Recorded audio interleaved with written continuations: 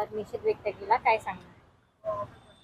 Washington DC येथल्या Georgetown विद्यापीठामध्ये विद्यार्थी आणि प्राध्यापक यांच्या समवेत चर्चा करताना राहुल गांधीने भारतातून आरक्षण संपवले जाईल अशा पद्धतीची भूमिका घेतली, जी अत्यंत क्रूर भूमिका आहे, निषेधार्ह आहे।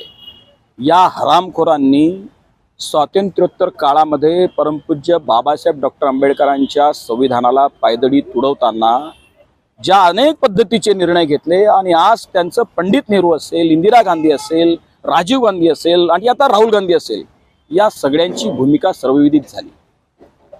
काँग्रेसने मागच्या अनेक वर्षांच्या सत्ता काळामध्ये दलितांना, अनुसूचित जाती वर्गातल्या लोकांना, अनुसूचित जमातीतल्या लोकांना एक भ्रमामध्ये ठेवून त्यांची मतं मात्र घेतली, परंतु जेव्हा जेव्हा निर्णय निवडायचे आणि लाभाचे विषय येतात तेव्हा मात्र त्यांना आपसुकपणे टाळलं। आज ती भूमिका त्यांनी स्पष्ट केली। अमेरिकेमध्ये सारख्या देशामध्ये विदेशाच्या भूमीवर जाऊन कोणाला खुश करण्यासाठी राहुल गांधींनी भूमिका मांडली, हा खरं तर प्रश्न आहे।